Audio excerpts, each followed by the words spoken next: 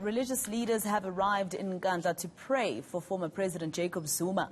He has 3 days left to hand himself over to authorities. Zuma, believed to be in KZN, but has not been seen at his Nkandla home since the Constitutional Court ruling. He was found to be in contempt of court for his consistent refusal to appear before the State Capture Commission of Inquiry.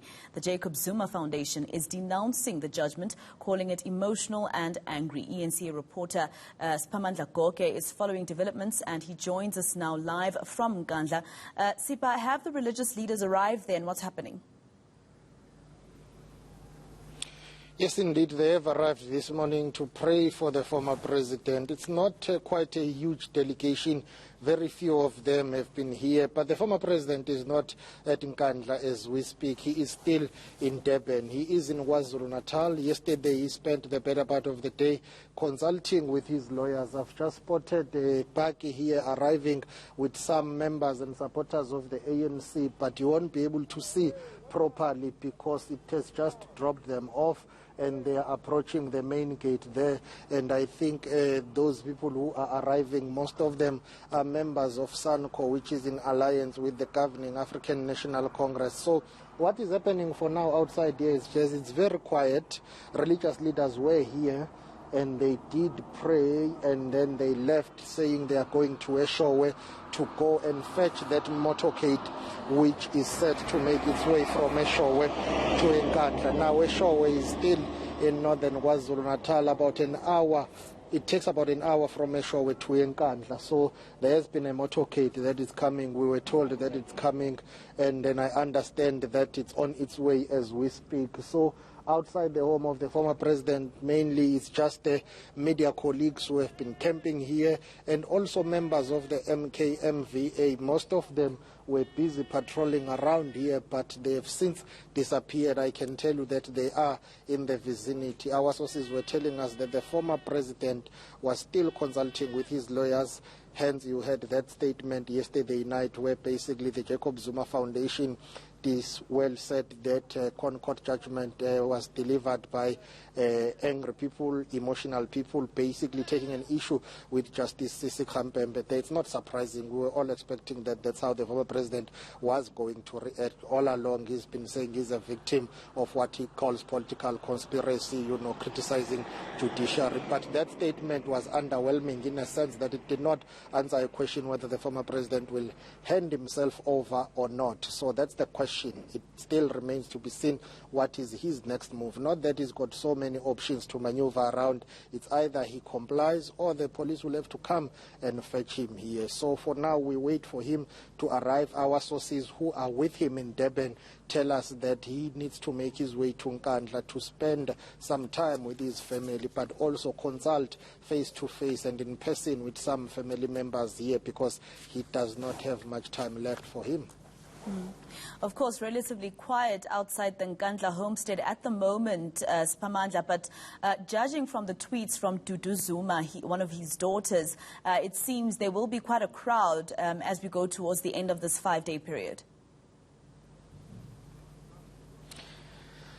All of that is dependent on what happens. There are different views. The family is divided. Yes, that tweet by Dudu Zuma seems to suggest that the former president will hand himself over to the local police here at Nkandla. But if you speak to Edward Zuma, the former president's son, he tells you that, listen, it's not going to happen. The former president is not going to hand himself over, and that as the family members, they will resist any attempt to arrest him. So for now, I guess it's up to former President Jacob Zuma really to give a clear indication of how he plans to execute this one, because it's up to him. He's the one here who's been found guilty for defying the court of law, the highest court in the land. He is the one who's been given 5 days by the Constitutional Court to report to the nearest police station, whether in Johannesburg or Nkandla. And that tweet by Duduzile suggests that he has taken an easier option to come closer to home so that he can hand himself over to Nkandla. Within former President Jacob Zuma's circles, there are those who are pushing for him to be given, I don't know whether there's something called a hero send-off. I only know of a hero's welcome, but where they will accompany him from Nkandla to the local police station. They want to turn this into a political rally because there are those who are realistic who say there is no other option. He has to go, but they need to send him away in what they call, I'm not sure whether that's the right phrase, a dignified way. They want to turn this into a political rally. Remember, there are COVID-19 restrictions and regulations here as to how they plan to do that. So that's why you've got these back-to-back meetings. You will pardon me, I'm trying to check there because this motorcade will come from that direction. Bongamkize will show you that direction, not to say there is a motorcade, but he will show you which route the motorcade will come from that we are expecting from Eshowe to Nkandla. That's just the route that they are going to take. We have not spotted them for now, but I've just been told that they are en route from Eshowe to Nkandla. So for now, we don't know how the former president is going to execute this. But all we know is that in terms of the Constitutional Court judgment, he has got 5 days, which it's supposed to expire on Sunday midnight. Someone very close to former President Jacob Zuma was even questioning that, saying, well, according to how they read it, their deadline expires on Tuesday.